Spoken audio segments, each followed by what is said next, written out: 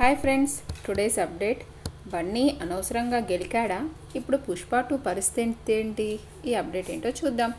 Allu అర్జున్పై mega అభిమానుల్లో చాలా వ్యతిరేకత నొలికింది.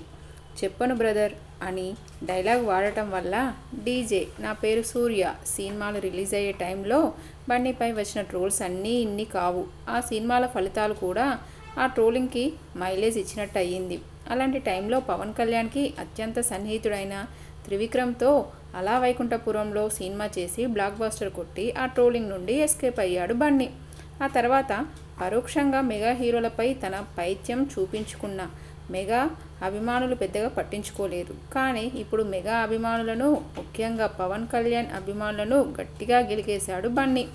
ఎలక్షన్స్కి కొద్ది రోజుల ముందు అల్లు అర్జున్ చాలా స్ట్రాటజీలు ప్లే చేశాడు. పవన్ కళ్యాణ్ జనసేన పార్టీకి బెస్ట్ విషెస్ చెప్తూ మీ ఆశయాలు లక్ష్యాలు నెరవేరాలి అంటూ జస్ట్ ఓ ట్వీట్ చేసి సరిపెట్టిన బన్నీ ఆ తర్వాత ఎవరూ ఊహించని విధంగా నంద్యాల వెళ్ళి వైసీపీ తరపున బరిలోకి దిగిన శిల్పా రవిచంద్ర తరపున ప్రచారం చేశాడు. ఇది మెగా అభిమానులను, పవన్ అభిమానులను మాత్రమే కాదు, జనసేనని అభిమానించే వారందరికీ చిర్రెత్తుకొచ్చేలా చేసింది.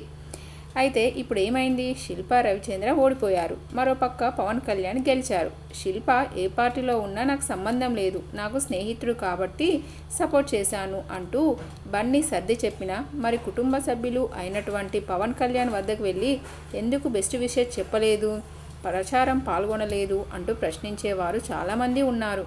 బహుశా మళ్ళీ వైసీపీ ప్రభుత్వమే అధికారంలోకి వస్తుందని బన్నీ అనుకున్నాడేమో. పుష్ప సినిమాకి తక్కువ టికెట్ రేట్లు ఉండటం వల్ల ఆ సినిమా ఆంధ్రాలో సరిగ్గా కలెక్ట్ చేయలేదు. అందుకే పుష్ప 2 టికెట్ రేట్ల హైక్ విషయంలో అలాంటి ఇబ్బంది పడకూడదని భావించి శిల్పా రవిచంద్ర తరపున బన్నీ ప్రచారం చేసి ఆ తర్వాత వైసీపీ ప్రభుత్వాన్ని ఫేవర్ అడుగుదామని బన్నీ భావించి ఉంటాడు నేనే అనే అభిప్రాయాలు ఇప్పుడు ఎక్కువగా వినిపిస్తున్నాయి. అయితే ఇప్పుడు టీడీపీ ప్రభుత్వం అధికారంలో ఉంటుంది కాబట్టి బన్నీ పుష్పటికి ఇబ్బందులు వస్తాయా అనే ప్రశ్న కూడా అందరినీ వెంటాడుతుంది.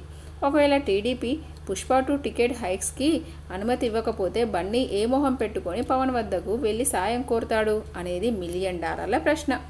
సరే, పవన్ చంద్రబాబు సినీ పరిశ్రమని ఇబ్బంది పెట్టే పనులు చేయరనుకుందాం. మరి పవన్ చరణ్ ఫ్యాన్స్ రియాక్షన్ ఎలా ఉంటుంది?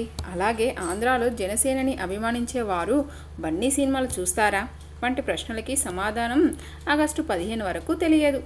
ఇదండి ఈరోజు అప్డేట్. ఈ అప్డేట్ మీకు నచ్చినట్లయితే లైక్ చేయండి అండ్ సబ్స్క్రైబ్ చేసుకోండి. మరొక అప్డేట్తో మళ్ళీ కలుసుకుందాం. అంతవరకు బాయ్.